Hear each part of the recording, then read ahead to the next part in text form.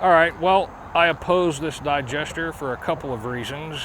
One is we have health concerns, we have environmental concerns.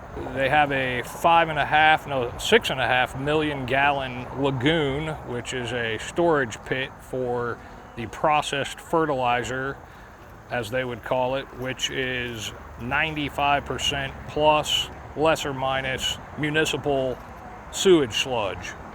They add in a very small modicum of hog manure, agricultural waste, which is why they lost their zoning appeal. They claimed to be agriculture, and by the ORC's the Ohio Revised Code, they have to have 50% plus of hog manure in order to be deemed agriculture. They do not, and the outside zoning inspector found that, and it only took 3.5 years to get the township trustees, on the board of which, of course, sits the farmer, Tom Pitstick, who owns the land that the facility sits on. So the wheels were very slow to turn. We got a lot of "this isn't our issue" from Steve Ross, sitting trustee. "It's not our issue," he said.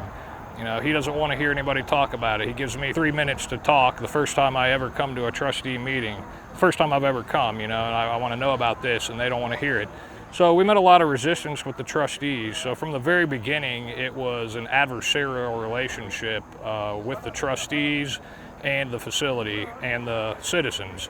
And again, that was a big part of it, that a sitting trustee who was able to somehow get the agricultural designation through the township zoning office, and the township zoning inspector actually even filled out part of the paperwork for him. So when we see things like this, now you're dealing with sort of two different issues. You've got the actual health concerns and lifestyle concerns, the real estate value concerns, all of these things that the citizens initially see happening, and then as you dig down deeper into it, well, to me it starts to look a little bit like good old boy network type local corruption, which is a bit disturbing.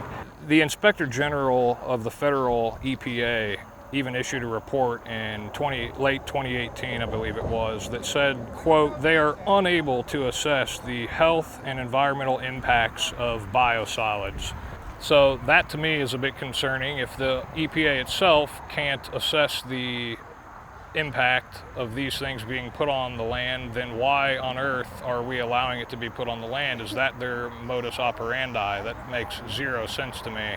We also know that when the initial agricultural exemption permit was granted, that through emails obtained through the Freedom of Information Act, the company heads knew that this was not going to be an agricultural facility. We have the former CEO, Chief Operating Officer of Renergy, on tape saying that he didn't know, quote, how they couldn't have known that it would have been municipal largely from the very beginning. So from the very beginning, everybody knew that this was not an agricultural activity, yet it was allowed. Industry operating in prime agriculture. And now we've been vindicated on that, of course, through various rulings that have taken place over the past several years. But nonetheless, the company continues to operate to this day, even after having a cease and desist order issued by the proper channels. So again, now we're back into the corruption aspect of it. Why is this company still allowed to act? You want to go build a fence in your backyard. You want to build a swimming pool. Well, zoning is going to be crawling all over you.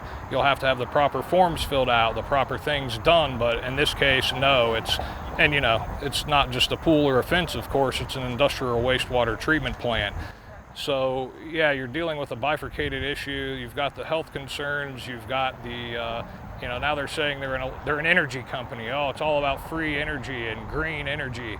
Well, when you look at the revenue stream of what this company actually produces and where they make their money, less than 10%, no more than 10% of their revenue can possibly come from the generation of electricity. It's all from the disposal of municipal sewage sludge. That's where the big business is. 42 plus trucks a day, sometimes running at $3,000 to $4,000 per truck. Do the math. We're talking about millions of dollars here. So it's not something to scoff at. It's not something to take lightly. It's big business. It's local corruption. it's, you know, health and environmental concerns. It's a whole slew of things that are involved here, and that's why real people come out and are concerned about this. Who would support having your lifestyle ruined? Who would support, you know, risking your drinking water, putting this lagoon over a sole source aquifer that can be as shallow as 5 feet from the ground? My name is Michelle Steiner. I live here in Fairborn, right in the subdivision right behind us. And I moved here 2 years ago. And frankly, if I had known I'd be assaulted by this stench, I would have moved somewhere else. I just can't stand it, and unfortunately I can't afford to move again. So I'm out here hoping something can be done to get rid of the stench. I don't know what can be done. If it takes shutting down the whole thing, so be it. If they can find some other solution, I welcome that, as long as they get rid of this odious odor. I don't have a problem with farming. I don't have a problem with clean farming. I don't necessarily even have a problem with the recycling of the waste. I kind of question what kind of product you get. The problem I have is I live in an area that's agricultural. I don't mind farms, pig farms, cows, all the stuff, all the farming stuff. But what I do have a problem with is an industrial process going on just down the road from my home. And when you're bringing in a majority of waste from other cities and processing them in Bath Township, that's an industrial process. And as far as I believe that they kind of cheated the system in saying they were going to be an agricultural process, and it turns out to be an industrial process. And that's where I had the heartache with this. And I think that if they were to just stop bringing in the external waste, I wouldn't have a problem with it. But the fact they're bringing in, the majority of what's coming in is waste from, human waste from processing plants, that's where I have a problem.